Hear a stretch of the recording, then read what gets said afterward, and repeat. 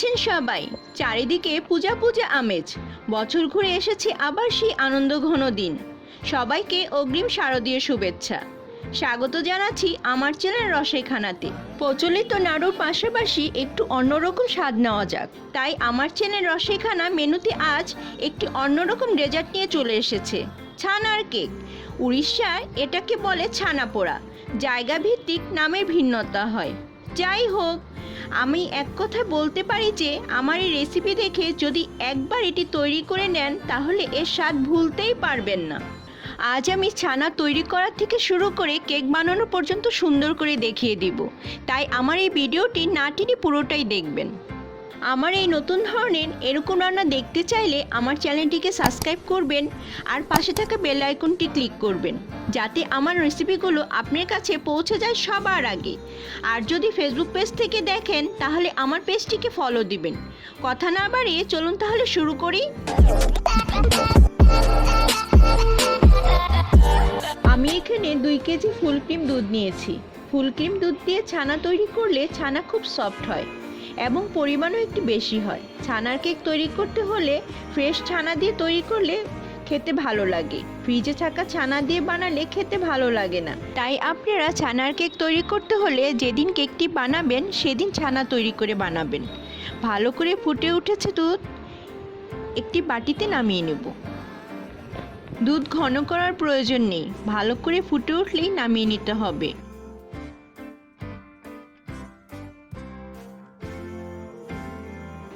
অল্প ভিনেগার নিয়ে নেব, ছানা কেটে নেব।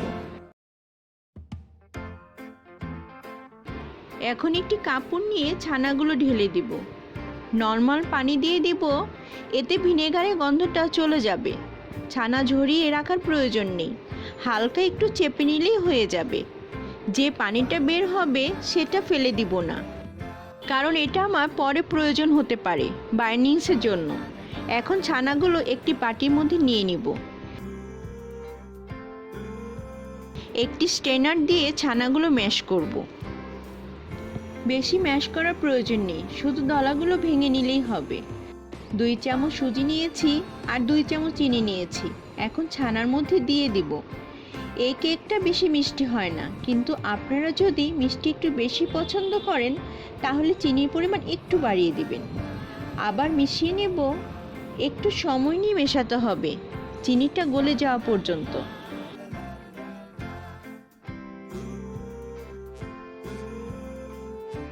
অল্প এলাচ চিড়ে নিয়েছি, দিয়ে দেব। এতে সুন্দর একটা ফ্লেভার হবে। আবার মিশিয়ে নেব। ছানাটা একটু ড্রাই মনে হচ্ছে, তাই ছানার পানিটা রেখেছিলাম সেখান থেকে 2 চামচ দিয়ে দিব। আবার মিশিয়ে নেব। ব্যাস, রেডি হয়ে গেছে। আপনারা দেখে নিশ্চয়ই বুঝতে পারছেন। এখন র্যাপ পেপার দিয়ে র্যাপ করে রেখে দেব 15 মিনিটের জন্য। এর মধ্যে সেট হয়ে যাবে। এদিকে ছানার কেক যেটাতে সেট করব সেটা রেডি করে নেব। একটি কেকের মোল্ড নিয়ে অল্প ঘি দিয়ে ব্রাশ করে নিব। এটার মাপে বেকিং পেপার দিয়ে দিব, আবার ঘি দিয়ে ব্রাশ করব। 15 মিনিট হয়ে গেছে, ব্যাটারটা রেডি হয়ে গেছে। এখন র্যাপ পেপার খুলে আরও একবার মিশিয়ে 1 চামচ ঘি দিয়ে মিশিয়ে নিব।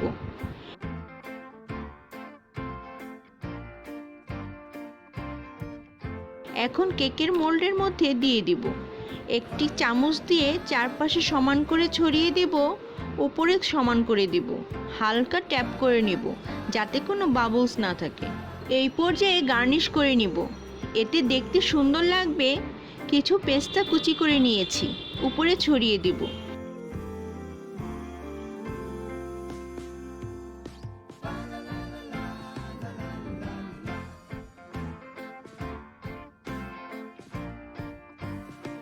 কিছু আলমন্ড কুচি করে নিয়েছি, ছড়িয়ে দিব।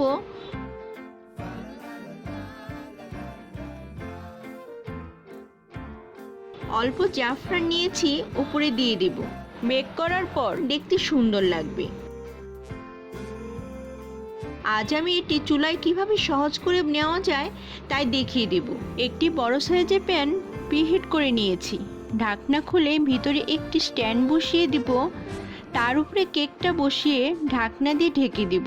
উপরে যে ছিদ্রটা আছে একটি লবঙ্গ দিয়ে বন্ধ করে দিব। চুলাটা এখানে আমি লোতে রেখেছি যাতে আস্তে আস্তে সুন্দরভাবে এটি হয়। ঢাকনা খুলে চেক করব, একটি কাঠি দিয়ে দেখব। দেখুন এটি হয় নাই, আর একটু সময় লাগবে। আরো 10 মিনিট পর এসেছি।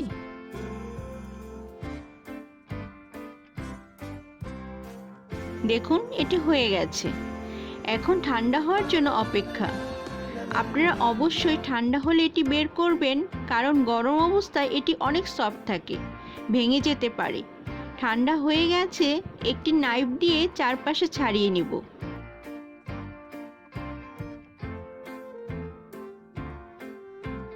একটি প্লেট দিয়ে উল্টে নিচ্ছি।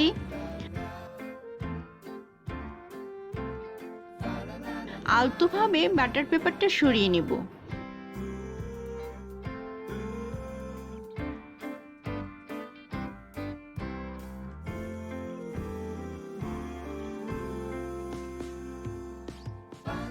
দেখুন কতটা ইয়ামি লাগছে। আমি একটু কেটে দেখাচ্ছি কতটা সফট হয়েছে। আপনারা বাসায় আমার এই রেসিপি দেখে তৈরি করে সবাইকে একদম চমকে দিবেন। ভালো লাগলে আমার চ্যানেলটি একটু লাইক দিবেন। ভালো থাকবেন, সুস্থ থাকবেন। আবারও দেখা হবে নতুন কোনো রান্না নিয়ে।